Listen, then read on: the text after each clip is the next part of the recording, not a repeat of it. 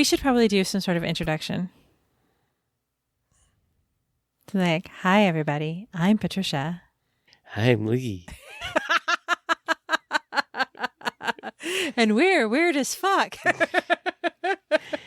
Yeah, I suppose you probably should, I guess, huh? Yeah. Because someday we might be famous. Okay. So.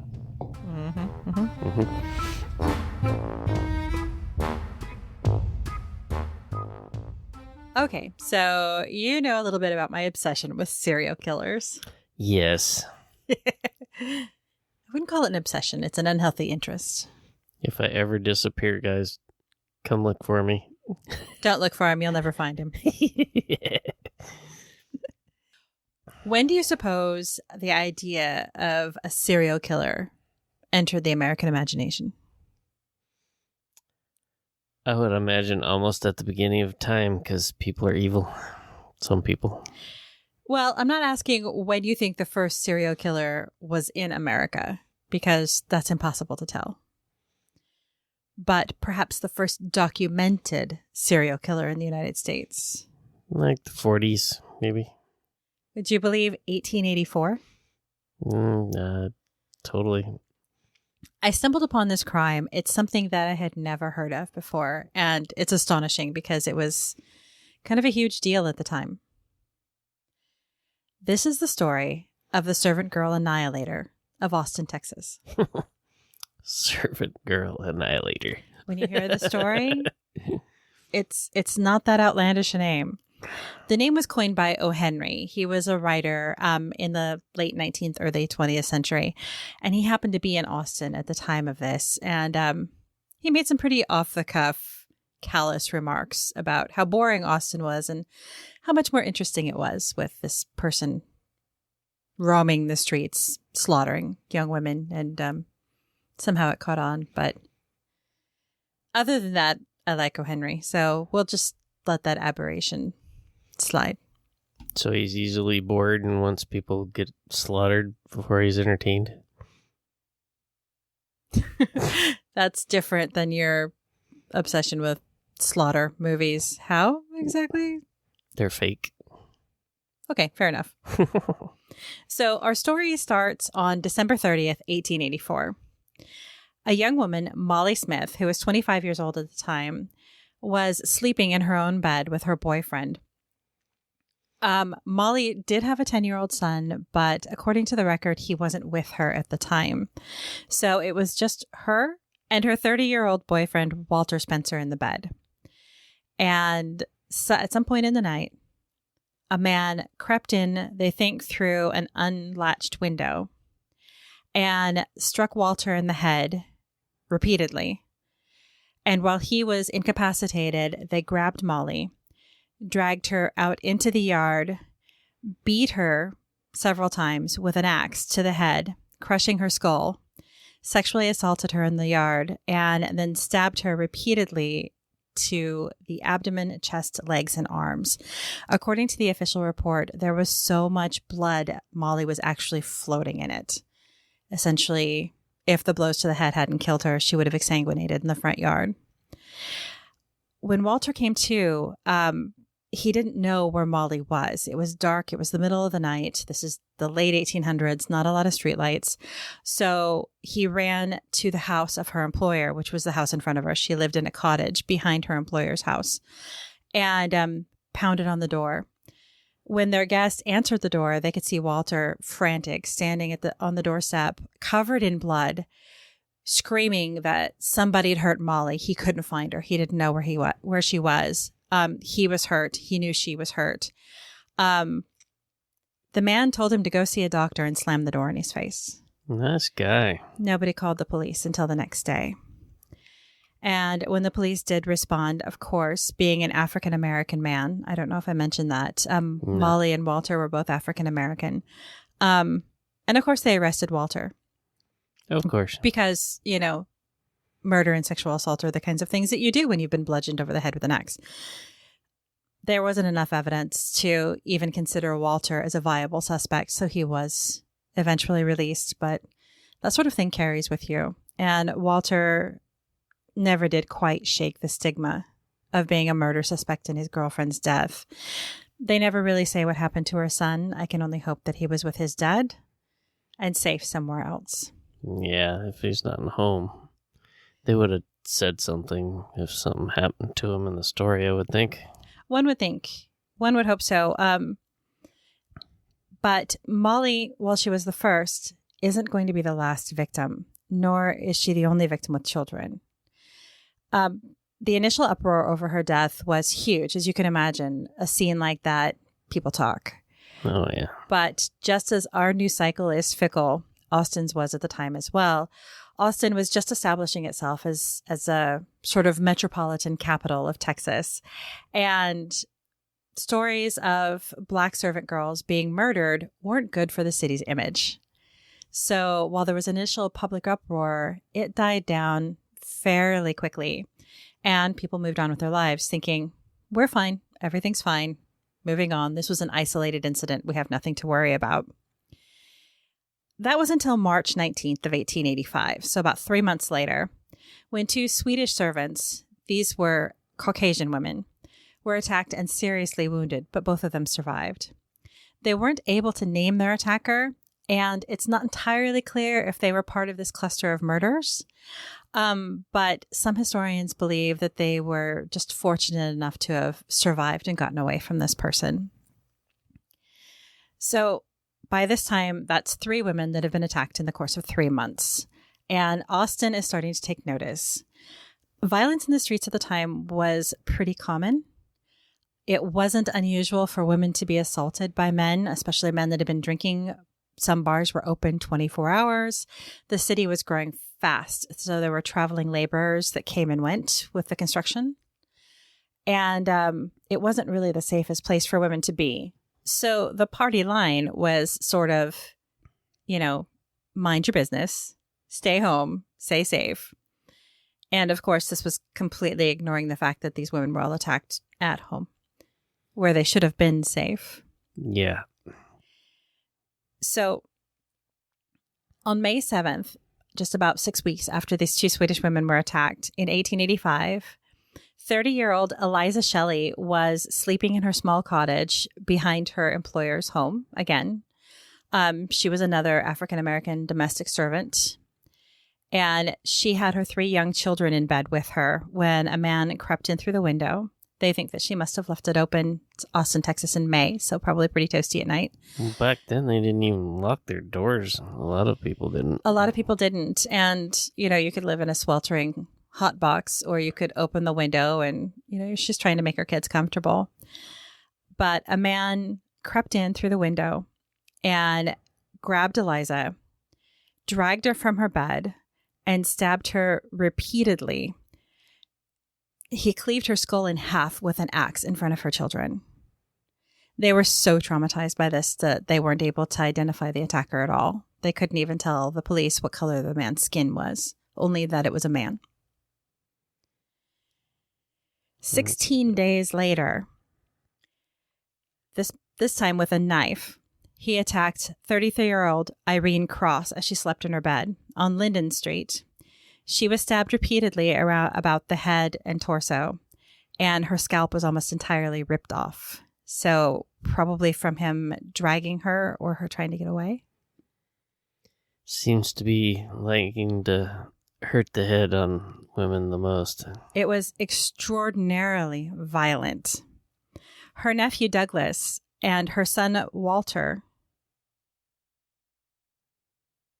son Washington, were living with her at the time. Washington was away at a friend's house. And so Douglas was the only other person on site, and he saw the man fleeing. He's the only living witness that was able to give any kind of description. And he said that it was a big, chunky Negro man, barefooted and with his pants rolled up. So you know how you roll your cuffs up? Yeah. And that point would be important perhaps later, because they do find bare footprints at several of the crime scenes, and they're significant because they're not normal. He's got weird feet. He's got weird feet. At least one weird foot. So Irene Cross's death made 3 murders and 5 assaults in just a few short weeks in 1885. And the Austin police, as you can imagine, weren't equipped to handle this. I mean, the normal violence in everyday cases where you have somebody that you suspect of being guilty of it, there's usually witnesses. There's domestic cases where the husband attacks the wife. But in these cases, there was no rhyme or reason to it. Irene was called a dedicated servant. She was a dedicated wife. She was a loving mother and aunt who took in her nephew when she didn't have to. There was nothing about her that screamed high risk. Yeah, but it looks like they should at least get the trend that he's getting people in the guest house that are servants. That's like the second one.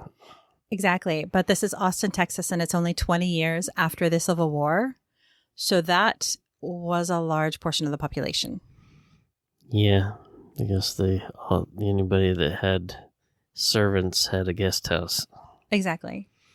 And unlike police departments now who do work to connect the dots, back in 1885, it didn't occur to the people of Austin that these cases could be connected, or to the police at least.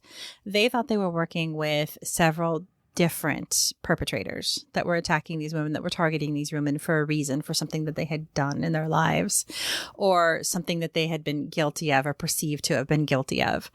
So they weren't thinking serial killer, because serial killer didn't exist in 1885. Yeah, well, but I don't know. If I was a cop, I would notice that it's in the same place each time. You would. And this was all in, a very close proximity in the Pecan district. So it's not like you have different jurisdictions that are working independently of one another and they're just not talking. You would think that multiple women who are bludgeoned and axed in their beds at night would ring a bell. Yeah. But it didn't yet. What they thought they had was a gang of killers, not just a single person. And in order to deal with a gang, they decided their best bet was to double down on their efforts to look for a gang.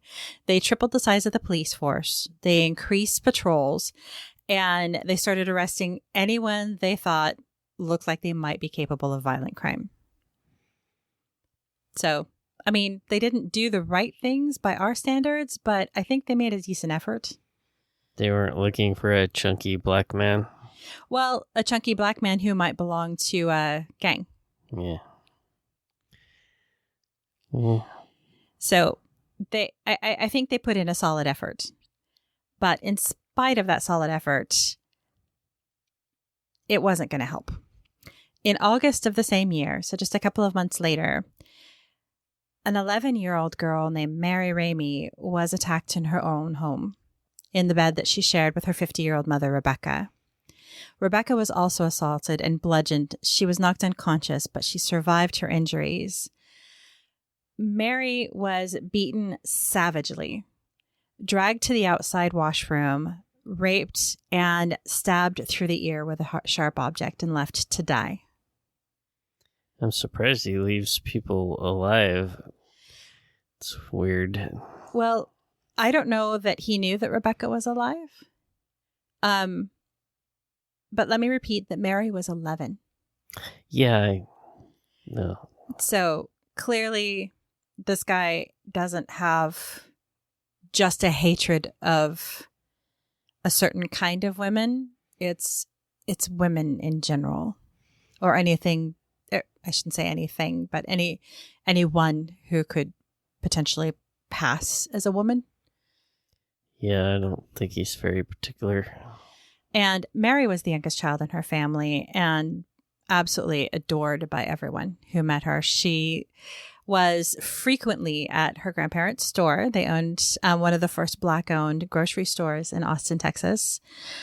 So she would come in and greet people and visit with the customers, and she was described as happy and sweet and bubbly and much beloved. So the idea of somebody coming and doing this to her had Austinites, especially Black Austinites, up in arms. If he could do this to that child, he could do this to anyone. Yeah, it's leaving the playing field pretty much open. Grandma and the daughter. And he did.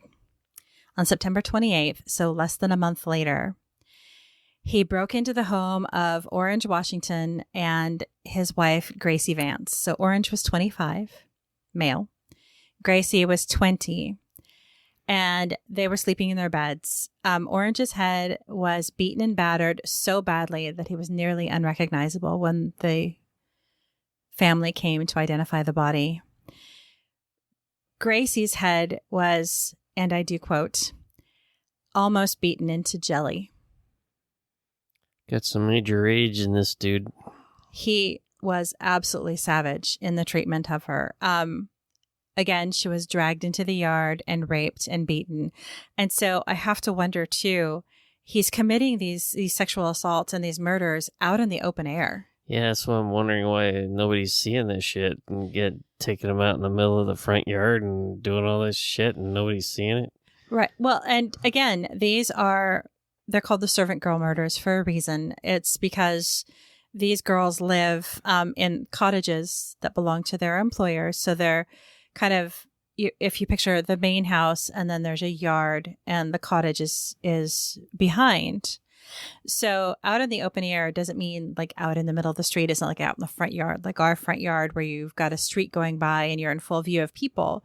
But I still have to wonder about the employers living in the main house.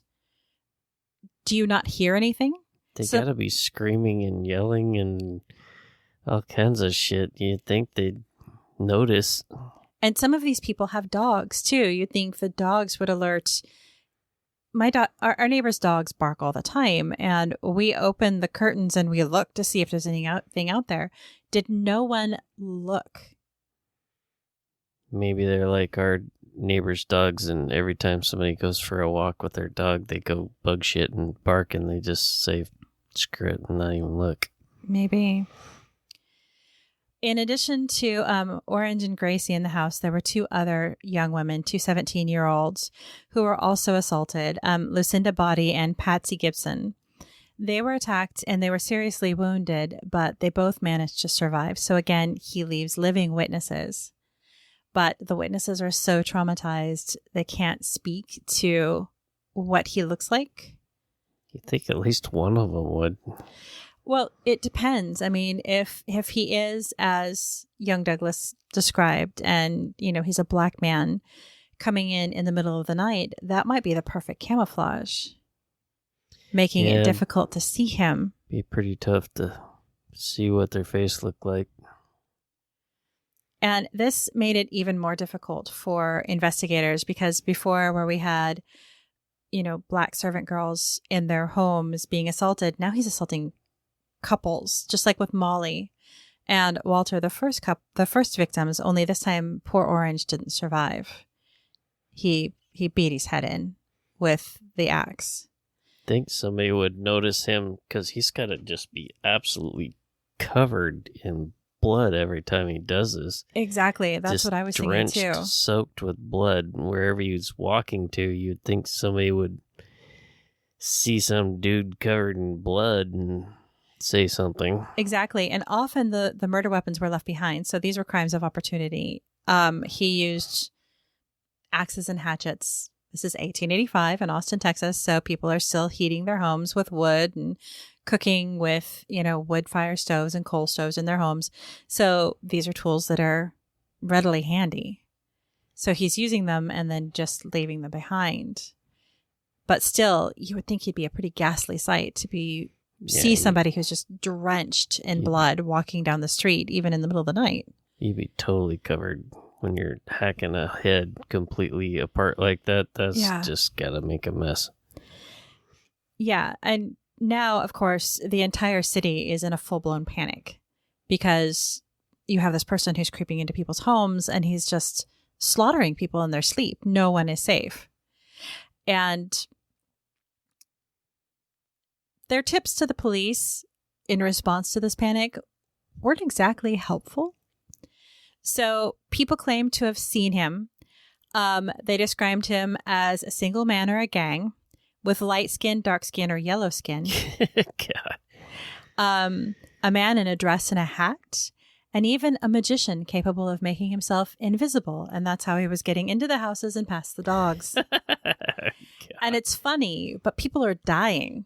People are stupid. And it always infuriates me when I hear about these stories and people are calling in false tips to the police. Shut the fuck up. If you don't have something helpful to say, get out of line. Yeah, if you didn't see the fucking guy, then shut your mouth. People's children are dying. People's mothers are dying.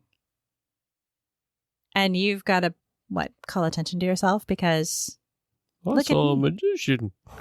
Fuck. I saw a yellow gang of magicians. Look at me. Yeah. So, in their desperation to solve the crime, the Austin police arrested more than 400 men and tried to place them at the scene of the crime. And unfortunately, in the end, they weren't able to connect any of these men. Not one of them out of 400. That's a bad time. Yeah, definitely. So the Austin police tried everything in their toolbox to try to trap this guy. They put out flyers. They did door-to-door canvassing. The bars, the overnight bars, the 24-hour bars started closing.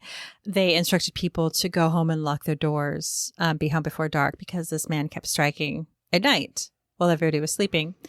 To barricade their windows, just everything that they knew how to do at the time to try to keep people safe. And it worked for a little while.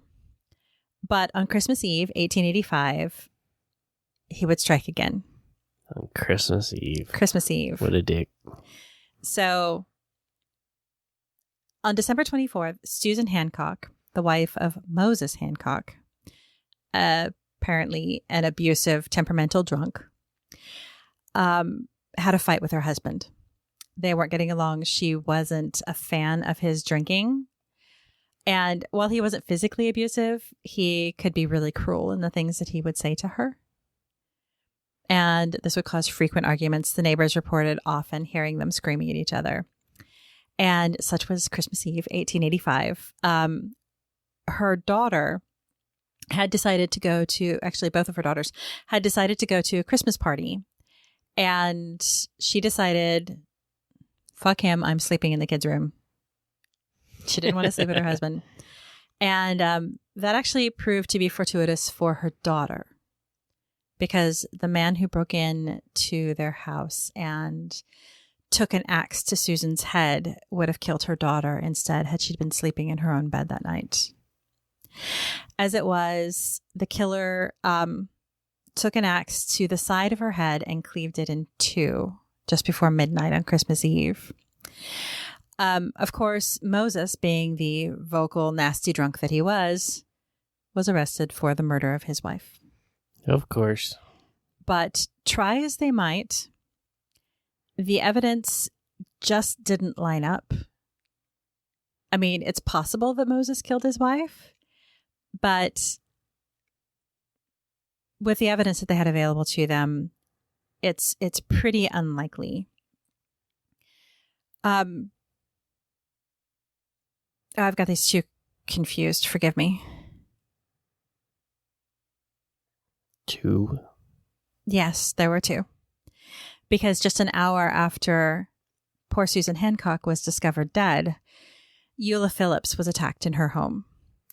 Eula was a little bit different of a story. She was very young and very, very pretty. And she was married to a much older man, Mr. I didn't write down his name. Mr. Golddigger. Mrs. Golddigger. Mr. Phillips. Eula was married to Mr. Phillips. And apparently rumors abounded that Eula was stepping out on her husband. In fact, she had a pretty tight friendship with a madam of a local brothel who let Eula use one of her rooms for her liaisons. And there were evidently many, and they included some of the most powerful men in Austin. She was a busy girl. Now, the assumption is that Eula's husband didn't know about these affairs until towards the end of Eula's life. And when he found out, he was just beside himself. But some historians theorize that he encouraged her assignations because they provided them with leverage against these powerful men. So he's blackmailing them. Possibly. Although there's no proof. It's just, a little bit of gossip there, just in case. But Eula was in her bed sleeping with her child and her husband when someone snuck in through the window and beat her over the head. It looks like he also assaulted the husband. The child was left unharmed. So maybe he does have a line when it comes to kids. I don't know. It was a boy. A little boy. But the killer has murdered men before. Yeah, but not little boys. Not young boys. Yes. Eula was dragged from her bed. She was, like the others, many of the others, sexually assaulted, beaten about the head with a blunt object. Sorry, I lost my voice. Like Hancock, Phillips would be charged with the crime of murder. Prosecutors believed that he'd killed her in a fit of jealous rage after learning about her entertaining those powerful men at the brothel. But again, like I said, there's no proof that he wasn't okay with it. Well, if he didn't know about it, though, I'd be pissed off. Right, but there's also no proof that Phillips was a copycat. And this is where those footprints that I told you about really come into play. Because at Eula's house, there were footprints in her blood leading out of the house. And those footprints only had 4 toes. Yeah. Phillips had all 5 of his toes. And when forced to make footprint comparisons, they dipped his feet in ink on a board and compared it with the bloody footprints that were left at his home. They didn't match. Phillips's feet were too small. Well, that saved his ass. Well, yes, it did. Sort of. Kind of. They convicted him of murdering his wife. But because of the weakness of the evidence and just the ridiculousness of the prosecution's argument, the conviction was overturned 6 months later. That doesn't surprise me. Yeah, they convicted him anyway, even though it didn't match. It wouldn't be the first time. Even in the modern criminal justice system, people are convicted of crimes that they couldn't possibly have committed. But they arrest him anyway. But they arrest them, they charge them, and they convince them because in some cases, it's a corrupt system that is more concerned with closing the case than they are with finding justice. And in the case of both Phillips and Hancock, the city prosecutors felt like they really were under pressure to find the killer because this time it wasn't servant girls and they weren't black. Oh, yeah. It was a pretty lady. It was a pretty white lady. All of a sudden, everything changes. Exactly. And that's the thing that infuriates me the most is that if you're a pretty white woman in this country, justice will be yours. Yeah. Everybody else, fuck you. Yep. If I went missing, the police would be like, oh, well, that's sad. Then they would move on.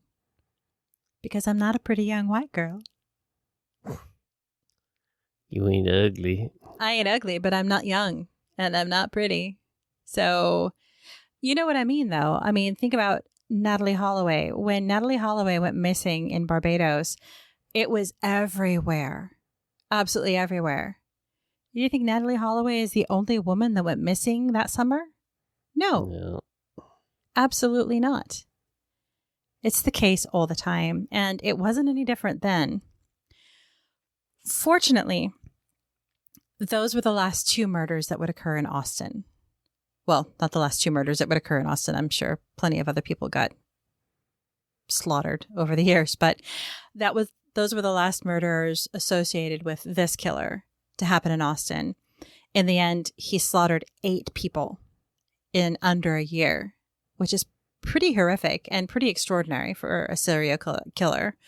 There are others that have been more prolific, but this is one of the first cases where we can definitively connect all of these crimes, or at least most of them, to the same person based on the evidence that was available at the time. Now, historians aren't entirely sure why the murders stopped, because even now, 130 years later, we're not entirely sure who did it. He might have just moved to a different town. And that's the thing. Historians and profilers believe that it's unlikely that a murderer this savage suddenly woke up one day and decided, you know what, that's not really cool. I'm not going to do that anymore. This is somebody who has a lot of rage and obviously very little self-control. So they believe that one of two outcomes are likely for this man. Either he died or he skipped town. Yeah. I mean, that's about it. I suppose he could have been incarcerated, but if he were incarcerated, one would assume that at some point he would mention what he did. People like that like to talk. Maybe. But he also killed a pretty white girl, so maybe he wanted to get the hell out of town after that. Maybe. I mean, but actually he killed 2 married white women in the same night. Yeah, that didn't seem to stop him any. No. And he did it within hours. So obviously his rage is building. Maybe he broke into a house and somebody killed his ass and nobody knows that was him. Well, and that's the thing. Historians have been looking at this case for a very, very long time, obviously. And with the process of elimination, they've really narrowed it down to just a handful of potential suspects. 3 look really good for the crime. One of the most popular choices is a Malaysian cook named Maurice, who worked at the Pearl House Hotel in Austin, Texas.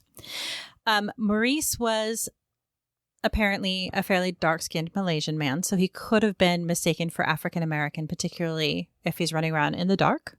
Mm-hmm. Douglas described somebody being of dark skin. And theorists really like him because he was known to carry a knife with him wherever he goes, and he was quite good at using it. He lived and worked very near where most of the victims lived in Austin. And right after the last murder occurred, Maurice hopped a boat to London and left the country.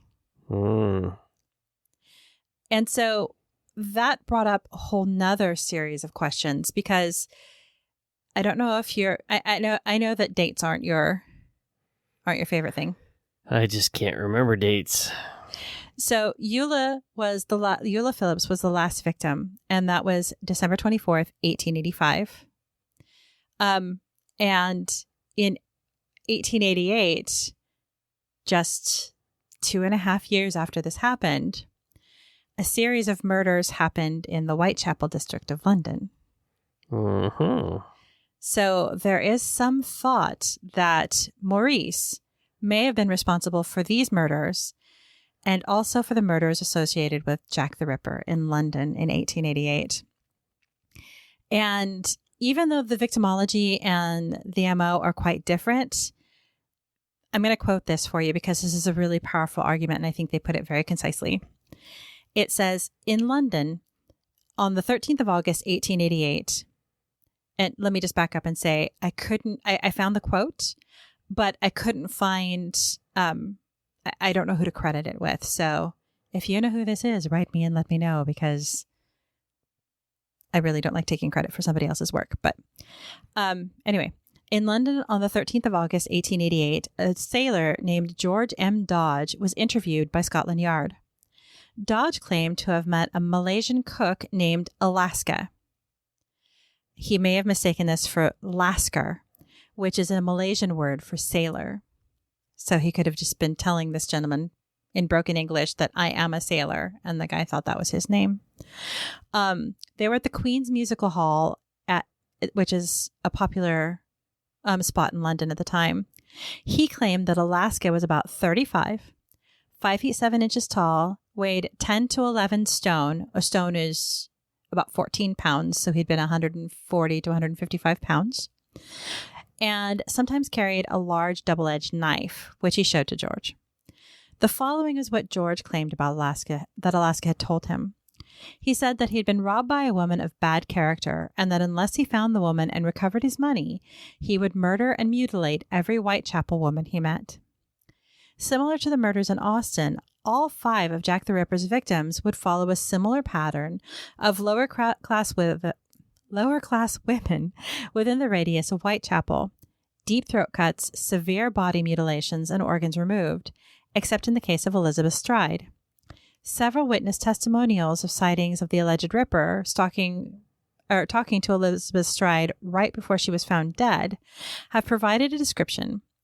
One William Marshall claimed that the Ripper was a stout man, about 5'6", wearing a black cutaway coat, dark trousers, and a cap that was like something a sailor would wear.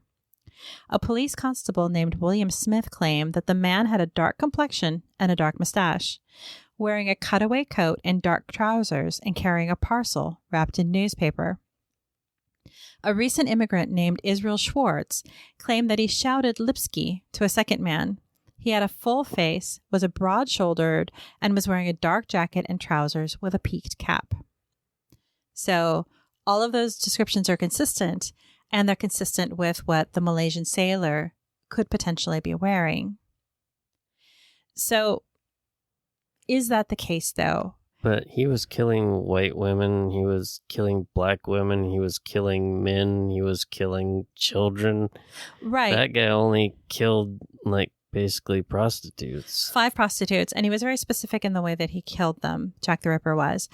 I find this an interesting theory, but I don't find it that compelling because the murders in Austin were more of a blitz attack, where he just slashed and bludgeoned.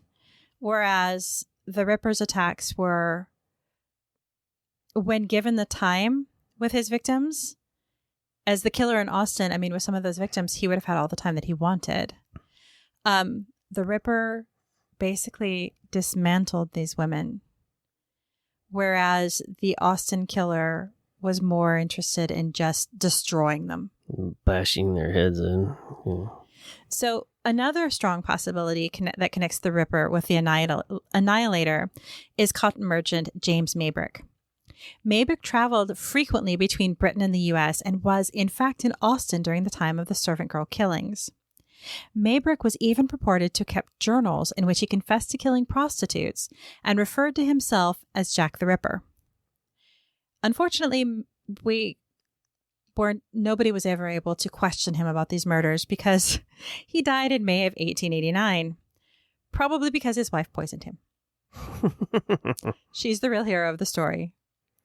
Because whether he was Jack the Ripper or the Austin killer, he was still a monster. He was still a killer no matter what. So the one, though, that I believe is the most likely suspect is a violent offender named Nathan Elgin. He was a 19-year-old African-American cook that was brought to the attention of police in February of 1886. So remember that Eula was killed the final victim was killed Christmas 1885. So this was just about 6 weeks later. In a drunken rage, he grabbed a girl from a saloon in front of witnesses who didn't bother to intervene. So fuck you, witnesses. Dragged her into a house across the street and began bludgeoning her while she was screaming for help. The witnesses did at least call the police. The police showed, at least, at least somebody did something. No, she's getting killed, but hey, I'll just call the police and then don't intervene. Don't prevent him from grabbing her and dragging her out of the building. But, do the very least that you can do, okay? Fortunately, doing the least that they could do saved her life. So the police show up at the house. They confront him. They pulled him off of her, and apparently he was incredibly strong. He bludgeoned the police officers. He managed to throw them off of him and kept attacking the girl when one of the officers shot him. The bullet lodged in his spine and paralyzed him immediately. Eventually, there were conflicting reports whether it was 2 or 3 days later, but ultimately the bullet killed him. So it's worth noting that Elgin is such a good suspect for this, not only because of his age, the fact that he worked at a hotel that was very near where all of these killings happened. He was obviously violent. He bludgeoned the young woman that he took out of the saloon in much the same way that the servant girls that were murdered were killed. But also, Elgin only had 4 toes on one of his feet. So did they compare it? And it doesn't say. They should. But after he died, the killing stopped. And I think that he's probably the best, not only for all of those reasons, and for me, the commonsensical reasons that he attacked this woman in the same way that these other women were attacked. He bludgeoned her in the same way that these women had been bludgeoned. But also, statistically, serial killers kill within their own demographic. And he has 4 toes. Yeah. Well, the 4 toes are the biggie. Yeah. But for me, it was all of those things.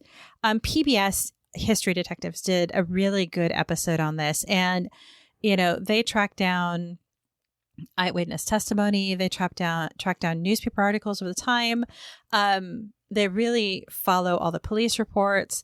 And they came to the same conclusion that of all the suspects that they had available, that because of his race, his MO, his criminal history, and that foot, that Elgin was probably the most likely person to have committed these crimes. Yeah, it sounds like he's right on the money there.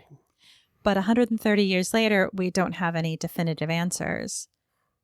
And it's interesting to me that, before Jack the Ripper even happened, before he even existed, America had such a high-profile serial killer that nobody's ever heard of. Yeah, everybody's heard of Jack the Ripper.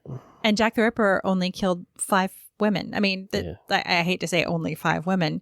This guy brutally slaughtered 8 people in front of witnesses. How is that not the story that we're all scratching our heads over? Yeah, I don't know. Doesn't make sense to me. None of it makes sense to me. I don't understand how you can do that to people. But now all you guys know the real story. All 5 of you now know about the servant girl male. Hey, there's more than that now. but we're just getting started. Yeah, you wanted something shocking and horrible. There you have it. The servant girl murders of Austin, Texas. That hit the spot. Are you happy? Can I do something? Way. That's a really gross way. Can I do something a little bit more cheerful and weird? Yeah, we should do something funny and weird or something, maybe. Should we go into the history of anal probing and aliens? That sounds funny. Anal probe.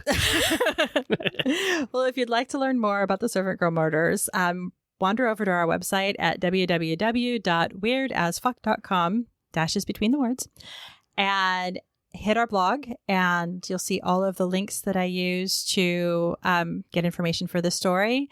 You can read our blog posts, you can follow the sources, and you can see even photos of where the crimes occurred and some of the victims before they were assaulted by this man. I won't be posting any of the crime scene photos that were available because you just don't need to see that shit. If you're really, really into it, I suppose you can look it up online, but that's up to you. I'm not going to go there. Anyway, stay tuned, and next week we'll have something a little bit more entertaining for you. Until then, keep it weird, folks. Weird as fuck. Do it right.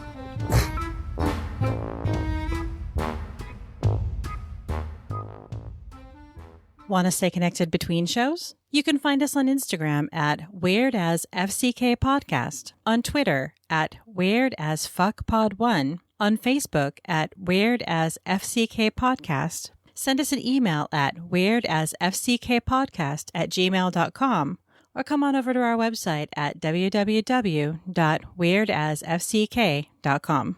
There you can check out our blog, pick up some merch, look over our sources, and even share your weird experiences. You might even make it on a future episode.